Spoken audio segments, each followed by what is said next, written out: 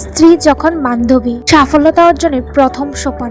জেনে রাখা উচিত, আমি স্ত্রীর ভালোবাসা শুধুমাত্র প্রেমের প্রসন্ন দৃষ্টির মধ্যেই থাকে না। আদর্শ দম্পতির প্রেম আর ভালোবাসা হলো পরস্পরের হৃদয়কে, মনকে জানতে চাওয়া, বুঝতে চাওয়া। এই কথাটি বলেছিলেন একজন মানব প্রেমিক মানুষ। অতএব মনে রাখা প্রয়োজন, কৃতকার্য হওয়ার প্রথম পদক্ষেপটি হবে স্বামীকে স্থির সিদ্ধান্তে পৌঁছাতে সাহায্য করা। 2. সফলতা অর্জনের জন্য অন্য কাজ ধরুন। যে সত্যিকারের সফল মানুষ, তারও ধর্ম এটাই হওয়া উচিত যে কোনো একটি কাজে সফল হলেওই অন্য একটি কাজে মন দেওয়া।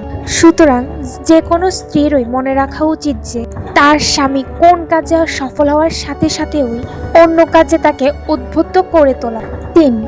স্ত্রীর দায়িত্ব আর সাংসারিক উদ্দীপনার কৌশল। আমি মনে করি আর বিশ্বাস করি, জীবনে কৃতকার্য হওয়ার প্রধান উপায় নিঃসন্দেহে নিজের কাজে দৈনন্দিন আগ্রহ বজায় রাখা, শক্তি অর্জন করা। এই কাজের মধ্যেও উদ্দীপনা খুঁজে পাওয়া।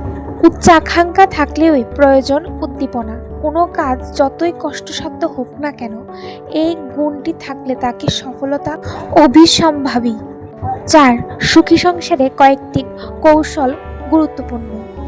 1. আপনার কাজের জায়গা শিক্ষা নিন।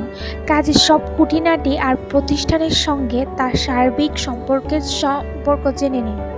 2. লক্ষ্য স্থির করে তাতে লেগে থাকুন। 3. ছোটখাটো গল্প বলুন। 4. অল্প স্বার্থপরতায় কোনো দোষ নেই। 5. উদ্যোগী মানুষের সঙ্গে মেলামেশা শুরু করুন। উদ্যমী হতে মনে জোর আনুন, সফল হবেনই। যদি আপনার মনের মধ্যে আবেগপূর্ণ উদ্দীপনার স্রোত জাগাতে চান, তাহলে ভাবতে হবে আর এমনভাবে কাজ করতে হবে যেন ওই ভাব সত্যই আপনার মনে সঞ্চার হয়েছে।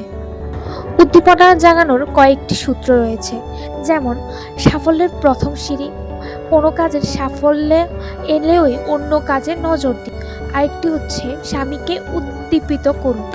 আজ এ পর্যন্তই, পরবর্তী পর্বের জন্য অপেক্ষা করুন।